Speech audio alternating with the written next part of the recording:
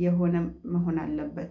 እናንተ ኪችን እቃ ማጠብ የለባችሁም። ኤርፎን አድርጋችሁ የሆነ ነገር መሰማት የለበትም። ሰው ሰዓታችሁን ማኔጅ አድርጋችሁ ከነሱ እኩል መጨረስ እንትን ችሎታ አይኖራችሁ ሶፋር። ሌላው ደግሞ ቋንቋ ከመጣም ማለት ነው ቋንቋ የግድ ፐርፌክት መሆን የለባችሁም። ቤዚክ የሆኑ ቤት ውስጥ ለጽዳት ለምግብ እና ምግብ ራሱ ይሄን ያህል አይደሉም። ልጆች ጋር ትንሽ የማውራት ልጆች የሆነ ነገር ሲጠይቁ አም ሃንግሪ ሲሉ እነሱ መታጠብ ሲፈልጉ መቀየር ሲፈልጉ ያንን ያህል እንግሊዝኛ ከለመዳችሁ በሂደት ነው የምትለምዱት። ስራውን ከገባችሁ በኋላ በሂደት ነው የምትለምዱት። ስለዚህ እንግሊዝኛ ፐርፌክት እስክትሆኑ አትጠብቁ። የምትችሉትን ይዛችሁ ችላለሁ ብላችሁ ሲቪ ላይ ያጽፋችሁ ከዛ በኋላ መጻፍ ማችሉ ከሆነ ዛትስ ፋይን። ሐቂቃ መናገር አለባችሁ። ላኪን መናገሩን ሂዱ፣ ትሪያል ማለት ሙከራ ነው።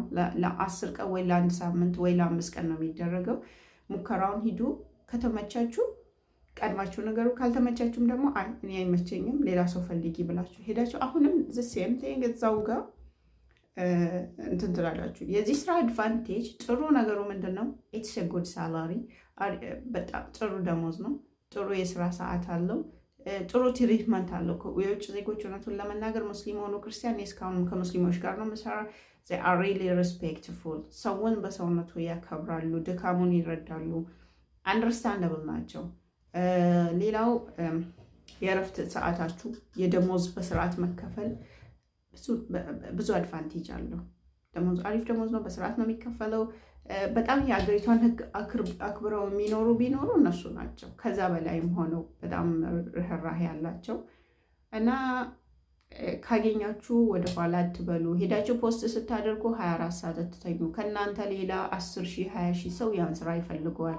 ስለዚህ ኮምፒቲቲቭ መሆን አለባችሁ። ተወዳድራችሁ ሮጣችሁ ያን ስራ ማግኘት አለባችሁ። እኔ ደግሞ እርግጠኛ ነኝ በጣም ብልህና ታታሪ ከሆናችሁ ያልገባችሁን ሰው ውጭ ለምን ወጣችሁ ዱካን ሄዳችሁ አንብቡልኝ ማለት አይሆንም።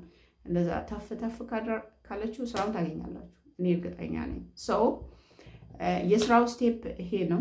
በጣም ቤት ውስጥ ስትሄዱ በጣም የውጭ ዜጋ ጋር መስራት ቀለል የሚለው። ሌላው ደግሞ ኮተት የላቸውም ቤት ውስጥ ማለት ነው።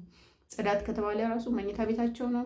እንደ አረብ ቤት ጌጣጌጥ አብዝተው መወልወሉ ምኑ አያስቸግራችሁ። በጣም ቀላል ናቸው። ወደ ምግብም ስትመጡ ኢትስ ቬሪ ኢዚ። ምግቦቻቸው ጋር ነው እኛ የምንጎዳው፣ ምክንያቱም የእነሱ ምግብ አንወድም፣ ግን ኢትስ ቬሪ ሄልዚ ነው እና ምንም አያስፈራም። ብላክስ እንደውም እንትን ጀጅ አድርገው ጩኸው መከራ የሚፈጥሩት አረቦች ናቸው።